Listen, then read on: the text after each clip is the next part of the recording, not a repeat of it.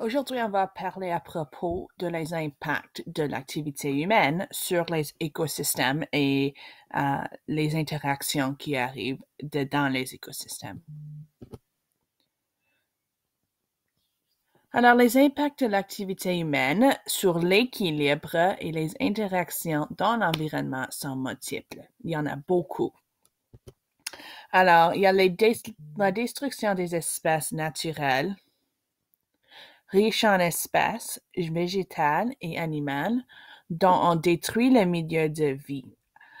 Ces espèces se trouvent morcelées. Alors, quand on prend les choses comme les arbres, on prend les choses comme les choses qu'on mange, les lacs, on détruit les lacs, on enlève les choses que les animaux ont besoin pour vivre. Puis on a les pollutants chimiques, comme les pesticides, souvent toxiques pour les êtres vivants. Alors, toutes les choses qui viennent de nos secteurs d'industrie, qui mettent de la pollution dans l'air, ça va dans pas seulement l'air, mais aussi dans l'eau, et ça entre dans l'espace qui devrait être naturel pour les animaux et les autres organismes. Puis on a le changement climatique qui modifie les conditions du milieu et les conditions de vie des espèces.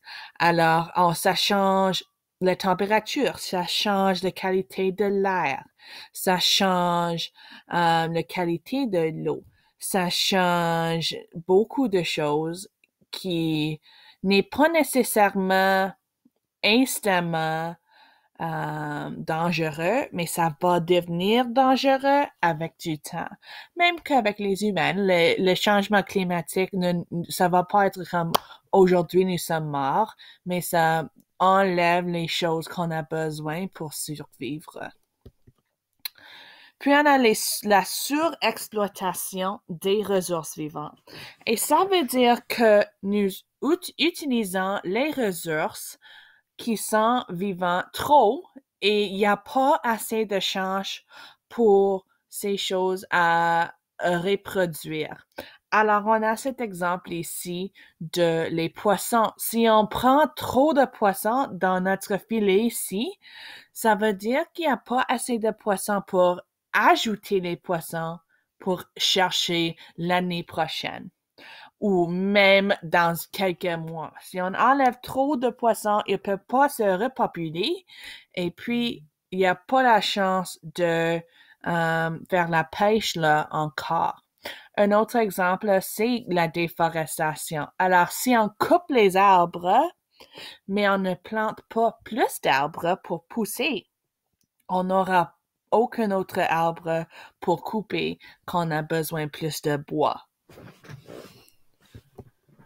Alors, tu peux voir ici que il y a beaucoup d'animaux qui sont en menace d'extinction. Ça veut dire qu'ils meurent plus vite qu'ils peuvent se reproduire et éventuellement, on va pas avoir aucun animal de cette espèce qui reste sur la Terre. Alors, il y a 30% des amphibiennes qui sont en menace d'extinction. Des arbres conifères, 25% de ceux-là sont en danger. Les récifs coralliens, 25%, les stocks de poissons, 25%, les mammifères, 21%, et puis les oiseaux, 12%. This means that this many percentage of species in these categories are on the verge of extinction. Il n'y aura aucun autre. Hein? Les enjeux de Nagoya. Alors, on a les programmes qui essaient de sauver quelques-uns de ces animaux. On a les objectifs pour enrayer la perte des espèces d'ici 10 ans. Alors, on a les buts et les actions qu'on va faire pour sauver des espèces qui sont en train d'être perdues. Ça trouve un accord sur les conditions d'accès des industries du Nord aux ressources du Sud. Alors, ça veut dire que les personnes qui veulent aller chercher ces ressources des autres pays, qui fait que ces animaux sont en danger, on doit arrêter ça, ou limiter, au moins on doit limiter. Puis, on va aider les plus pauvres à protéger les ressources naturelles. Alors, les pays qui sont pauvres n'ont pas accès à les défenses pour garder leurs ressources naturelles sauf ou vivant ou protégées. Alors, on va essayer de faire ça avec ces enjeux. OK, alors avec cette information, votre but pour aujourd'hui, c'est de regarder ces 6 photos ici. Et on va avoir une chance de parler de c'est quoi l'impact de ces activités ou de les activités humaines sur ces interactions. Alors, par exemple, c'est quoi l'impact de les voitures sur l'environnement?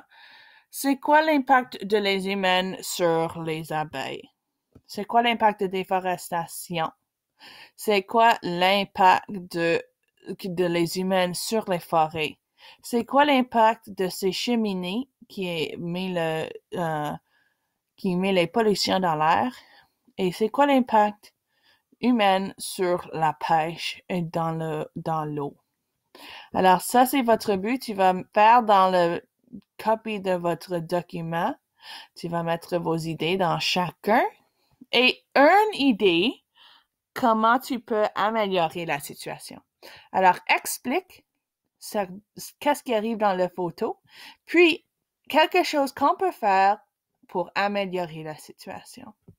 Si tu as des questions, la leçon va être lundi. On peut avoir les questions là.